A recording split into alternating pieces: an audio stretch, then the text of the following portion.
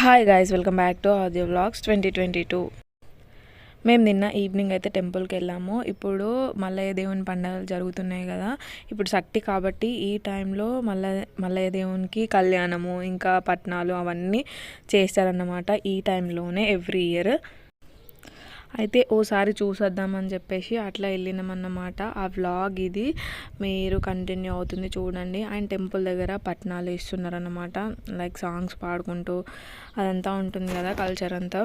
ఒకసారి మీరు అది వినండి.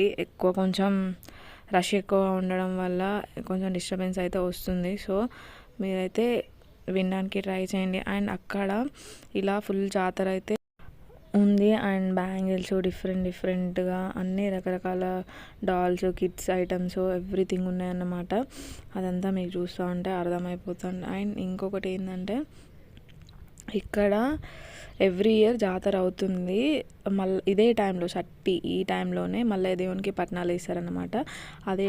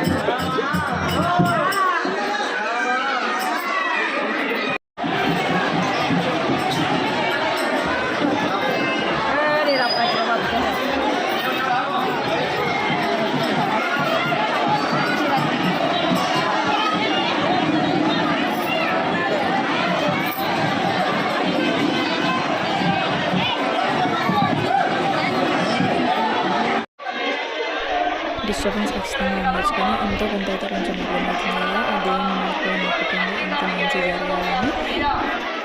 కుంభవెల్లో ఎలా చేస్తారో పూర్వమేశ్వరం ఇక్కడ కూడా అలానే చేస్తారన్నమాట.